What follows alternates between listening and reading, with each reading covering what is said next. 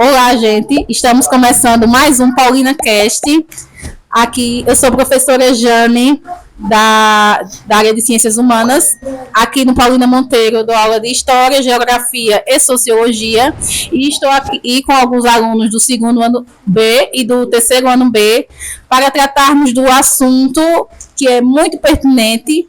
Lembrando que esse mês a gente está tratando do dia 20, a gente está comemorando o Dia da Consciência Negra.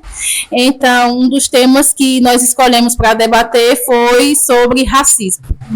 A gente sabe que é um tema muito amplo, um tema difícil de ser discutido, mas nós vamos tentar tratar algumas pautas e alguns acontecimentos que presenciamos relacionados ao tema, certo? Eu quero começar esse debate perguntando aos presentes se vocês acham que aqui no Brasil há racismo. Se há racismo no Brasil, né? Porque a gente sabe que existe uma teoria, a teoria da democracia racial, foi desenvolvida por Gilberto Freire, e ele defende que o Brasil, por ter sido formado por 3 etnias, pelo negro, pelo índio e pelo branco, que não há um racismo no Brasil, que o racismo no Brasil ele é tênue, não há uma segregação racial. Então eu queria que vocês falassem de vivências ou de situações que vocês presenciaram relacionadas ao tema, certo? Alguém quer começar a falar? Oi, gente, eu sou o Patrick, sou aluno do terceiro ano B. Acho que é um prazer a gente estar aqui. É um tema muito amplo, né? Mas eu queria começar falando que o nosso país, ele é um país que existe sim o racismo. E o racismo ele tá presente em todos os espaços, seja ele no espaço escolar, seja ele no espaço no ambiente de trabalho. Desde a assinatura da Lei Áurea, né, que foi a assinatura de abolição da escravatura aqui no nosso país, que ainda não aconteceu a reparação. E a gente precisa começar a pontuar sobre a reparação histórica por pessoas que eram escravos. E naquela época, pessoas que eram escravas aqui no nosso país eram pessoas negras, né? Então, desde o momento que que aconteceu a assinatura da Lei Áurea, até hoje ainda não aconteceu a reparação no nosso país. Então, isso traz ainda um déficit muito grande e com o racismo na vivência de todos os dias. A gente também temos que confessar que o nosso país ele anda, assim, tratando algumas políticas antirracistas, mas ainda em passos muito lentos. E precisa ser mais adiante esses passos. Esses passos eles precisam ser mais longos. Então, a minha concepção sobre isso é que existe sim racismo no nosso país. Como o Patrick falou, eu acho que também claramente existe.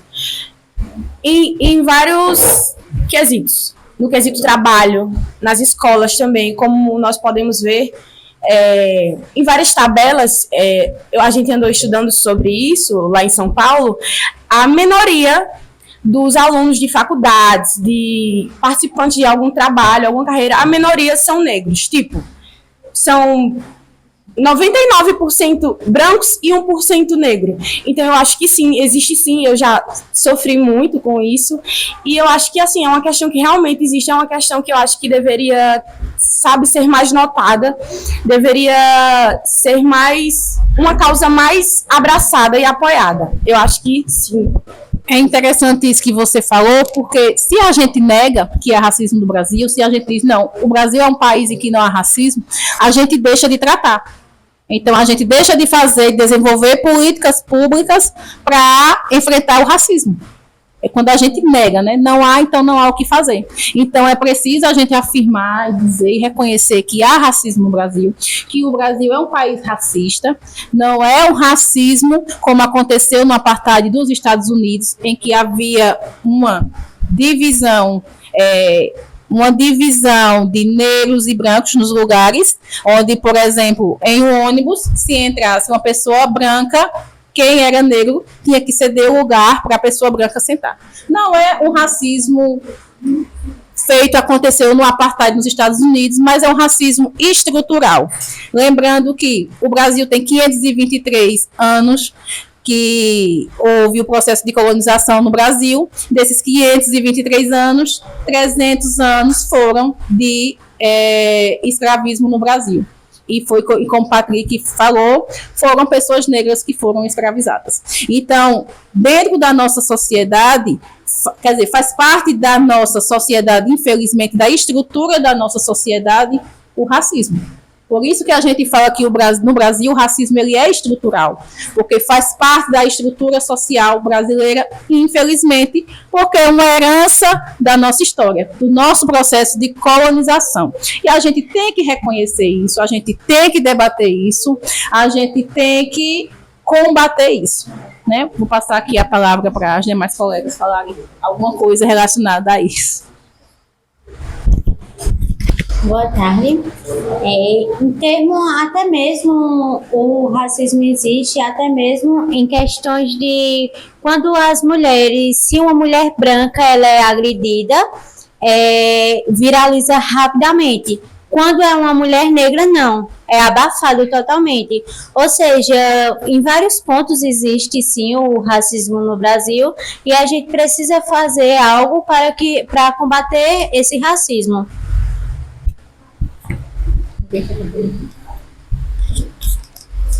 Boa tarde. Usando essa fala da professora, eu gostaria de falar que realmente o racismo ele está enraizado na história da nossa sociedade. Em diversos pontos, em diversos momentos a gente vê que ele é muito forte, então não é uma coisa fácil. E não tem como dizer, não existe racismo no Brasil, até porque os dados da quantidade de pessoas pretas sendo mortas é alarmante, é muito alta. Então, dizer que não existe é uma mentira. Dizer que mulheres pretas, se for comparado com as mulheres brancas, passam por coisas muito mais dificultosas, é uma mentira. É uma mentira chegar e dizer que não existe, porque a gente sabe que existe. Isso está na escola, isso está na nossa sociedade, isso está em qualquer local que a gente vá, a gente vai ver em algum momento alguém, ou até uma pessoa que seja preta sofrendo por algum tipo de racismo no dia a dia. Isso pode ser tanto estrutural ou não. É basicamente isso que eu queria falar. A gente pode ver isso até algumas manchetes que saem no noticiário, né? Por exemplo, a gente estava trabalhando algumas manchetes na aula do terceiro ano e uma das manchetes dizia que uma pessoa branca cometeu crime de assassinato e quando chega lá o delegado indagou, mas você nem parece um bandido? Por quê? Porque ele era branco, loiro, de olhos claros. Então, por que no imaginário da nossa sociedade bandido é a pessoa negra? Por que vocês acham que isso acontece? Porque a gente associa o negro ao banditismo. Porque para uma pessoa negra andar na rua depois das 10 horas tem que estar com documento, porque ele corre risco de ser confundido com o marginal, com o bandido. Infelizmente, dificilmente de uma pessoa branca. Às vezes o bandido é o branco, é o loiro, é a pessoa da classe alta, mas ele, quando é visto, não, esse aí não deve ser bandido. Por que associam a cor ao crime? Por que vocês acham que isso acontece? É interessante quando a professora fala isso, e é importante quando a professora fala isso, e as estatísticas que a gente vê, né? Hoje, 60% das pessoas que estão em cárcere são pessoas negras. Mas por que são pessoas negras? Não dizendo que as pessoas já cometeram crime, claro, estão lá porque algum crime cometeu. Mas é bem nessa visão de que a professora falou. É mais fácil um delegado ele julgar uma pessoa negra e condenar a pessoa a 30 anos do que ele condenar uma pessoa branca. É bem aquele exemplo. Se uma pessoa negra foi encontrada com um cigarro de maconha no bolso, ele é o traficante. Mas se a pessoa branca ela é encontrada dentro da casa dela 1 quilo de maconha ou 1 tonelada, a pessoa era usuário. Mas por que o negro ele é um traficante se ele está com cigarro de maconha? É racismo estrutural, ele está na estrutura da nossa sociedade. E também é importante a gente trazer uma figura feminina aqui. Por que Marielle ela foi morta? Marielle era uma vereadora do Rio de Janeiro e ela foi morta por quê? Ela foi morta porque o próprio a estrutura do nosso sistema o matou ela, né? O próprio racismo estrutural que matou ela, não foi nada. O assassinato de Marielle não foi nada além mais. Foi porque ela combatia o racismo, né? Para algumas pessoas ainda incomoda os negros estar ocupando certos lugares da sociedade que antes não ocupavam, né? Marielle Franco foi uma vereadora lá em São Paulo, negra, homossexual, e principalmente para a classe conservadora, ver uma pessoa como ela chegar ali e começar a defender pautas que antes não eram discutidas na sociedade, incomoda. Mas o que se deve fazer é isso, realmente incomodar, nesse sentido, de fazer as pessoas pensarem no tipo de sociedade que a gente está formando. É para isso que a gente está aqui discutindo esse assunto, que é um tema tão importante no nosso dia a dia. Alguém quer complementar mais alguma coisa? Como o Patrick falou anteriormente, eu acho assim, no meu ponto de vista, pelo fato de a vida ser bem mais difícil para as pessoas negras, bem mais difícil, então a maioria das pessoas negras, elas não concluem o seu nível de escolaridade, eles não concluem. Eles precisam escolher entre trabalhar e estudar. E claramente a maioria escolhe o trabalho, porque a alimentação é para aquele momento. O estudo você vai conseguir algo mais lá na frente.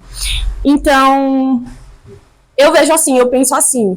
E o negro, ele se torna uma vítima. Uma presa fácil.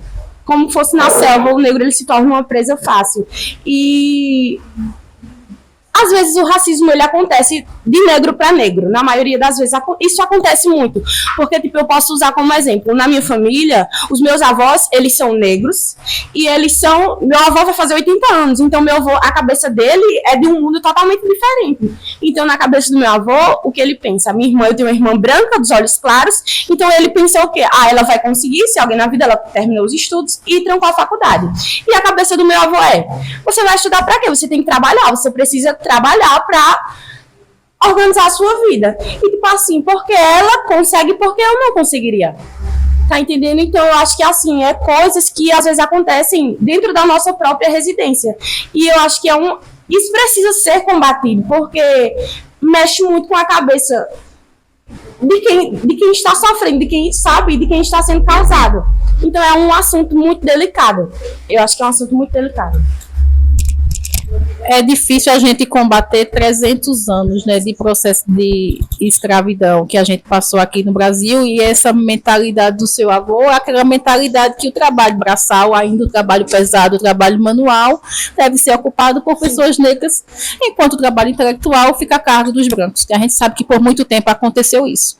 A gente sabe que há poucos anos atrás, no governo Dilma, houve a implementação da lei de cotas nas universidades e no serviço público, para que justamente a população negra possa alcançar possa ocupar esses espaços, né, que antes eles não alcançavam. Por quê? Como já foi dito aqui, é realmente mais difícil para a população negra ocupar esses espaços por conta do histórico. Porque o avô não ocupou esse espaço, o pai não ocupou esse espaço. Então, para a gente que é negro, o processo é muito mais difícil do que para uma pessoa branca que já nasceu na alta sociedade, que teve acesso aos bens culturais, que teve acesso à tecnologia, que teve uma boa educação. Ocupar esses espaços é mais fácil do que para a gente que veio de espaços marginalizados da sociedade. Porque foi o que aconteceu, né? Quando foi estabelecida a Lei Áurea, que tirou os negros da escravidão, não foi dado as condições sociais e econômicas para que a população negra se desenvolvesse, que eles tivessem condições financeiras para se manter.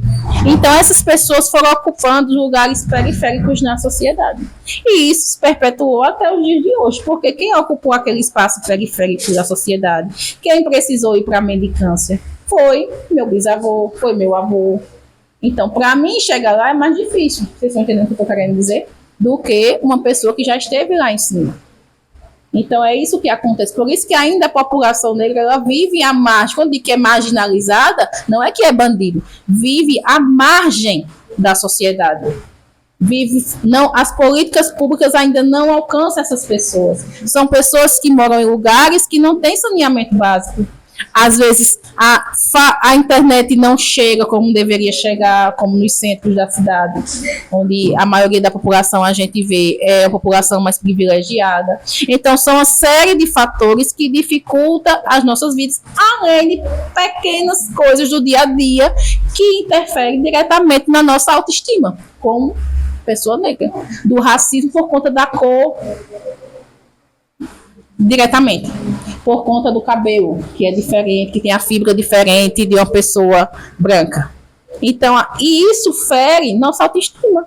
A gente com a autoestima ferida, isso faz com que a gente não se saia bem em uma atividade escolar.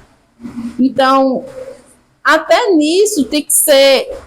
eu falei já anteriormente e vou relembrar aqui, que eu entrar numa sala de aula hoje e ver que a maioria das minhas alunas estão com seu cabelo solto, seu cabelo afro, para mim, isso me enche os olhos, porque na minha época era como se fosse uma obrigação. Você tem que passar alisamento no cabelo, você tem que passar chapinha para estar com o cabelo arrumado. Hoje não, hoje há um movimento em que as pessoas estão se auto-reconhecendo, estão vendo beleza no cabelo afro, que antes era tido como cabelo feio, como cabelo de bombril, cabelo duro e cabelo ruim. E agora a gente vê que há esse movimento de retorno às origens, porque isso é um movimento político que está acontecendo. A gente talvez seja sutil, mas também é. Porque quem passou por essa situação como eu, com 9 anos, que para eu me sentir arrumada nos lugares tinha que estar com o cabelo alisado, que não podia tomar um banho de piscina para não mostrar a fibra real do meu cabelo, isso foi difícil para mim, como criança, como mulher. Entendeu? E a gente vê que isso é uma conquista nos dias de hoje. A professora ela tocou em um assunto bem importante, né? Quando a gente fala sobre a lei de cotas, né? A lei de cotas é como eu falei, o nosso país ele ainda anda em passos lentos, mas falar sobre a lei de cotas é falar sobre uma política pública de extremamente importância para a comunidade de pessoas negras. É falar sobre uma reparação histórica, tipo assim, emocionante.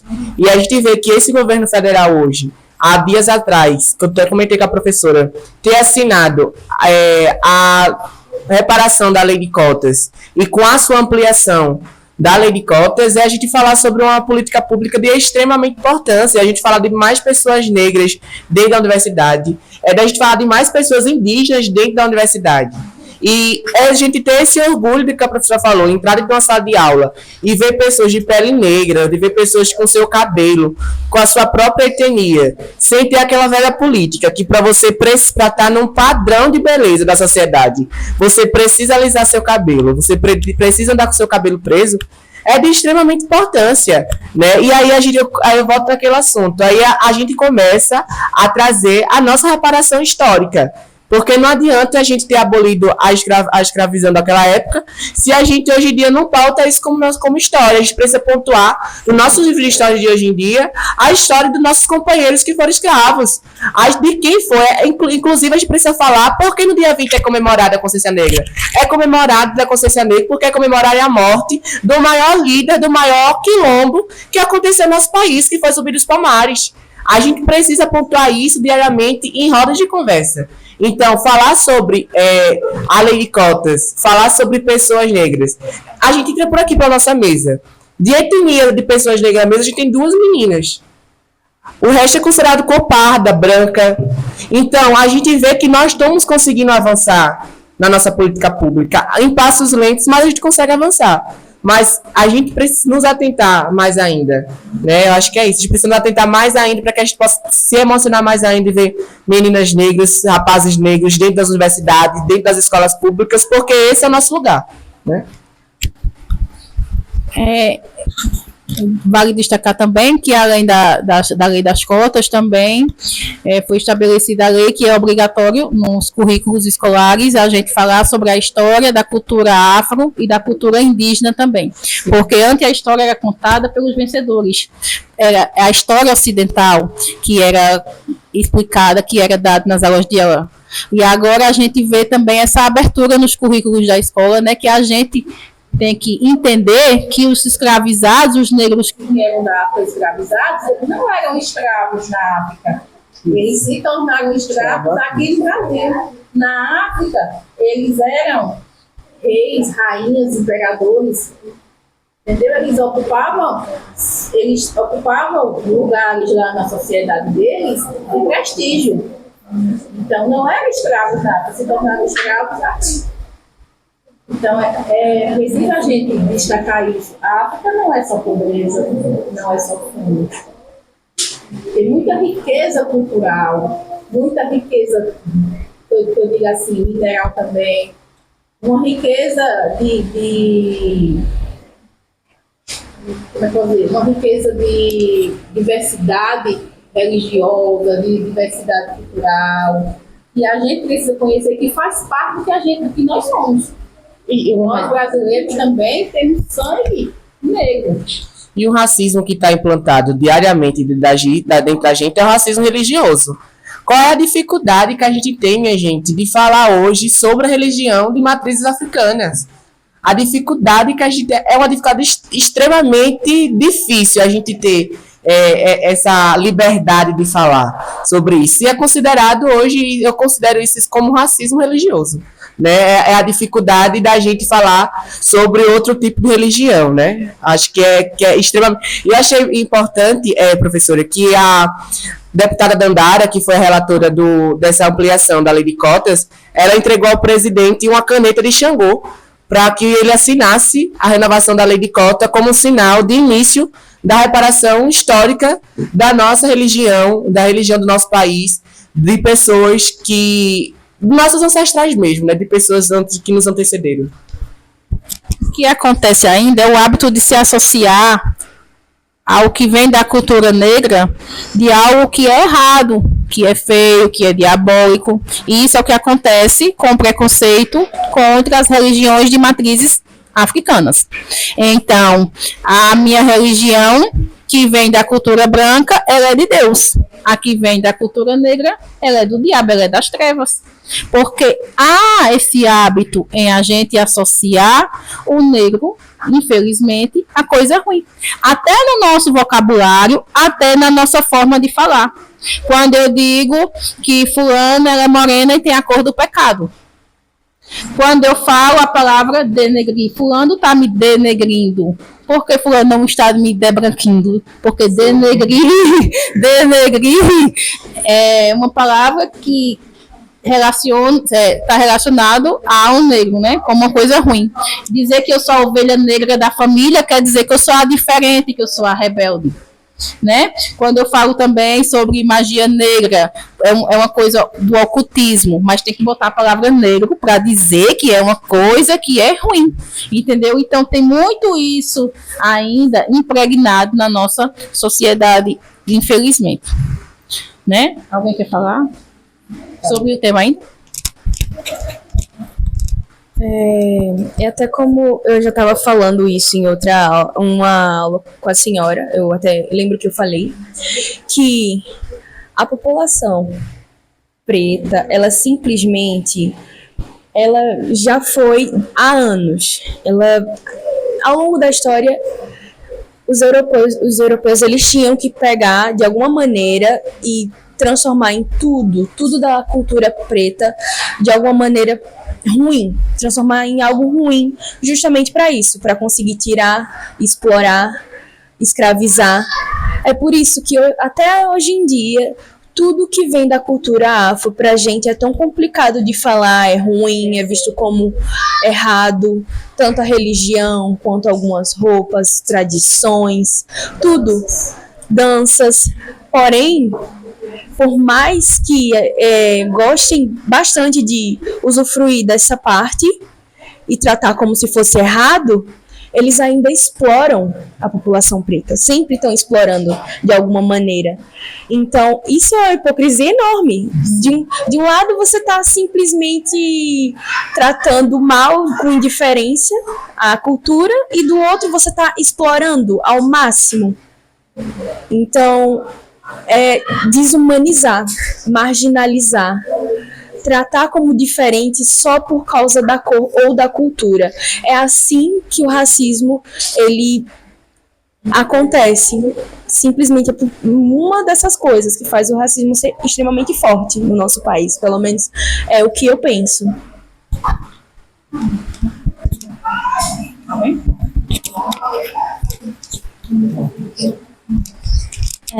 Em termos de religiões, podemos perceber que muitas pessoas que são negras, tanto mesmo que tenha pessoas brancas nas religiões de matriz africanas, elas não sofrem quanto uma mulher negra ou um homem negro sofre, só pelo fato da cor. Em termos de escola, em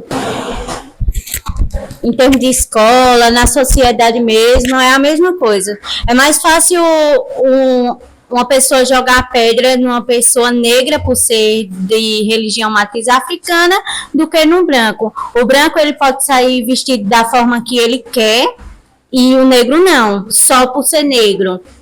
Então, isso são causas que a gente precisa lutar para a gente poder, a gente que somos negros, poder andar da forma que a gente se sente bem, seguir religiões que a gente se sente bem e não fazer as coisas por debaixo dos panos com medo de ser agredidas por outras pessoas. E é isso.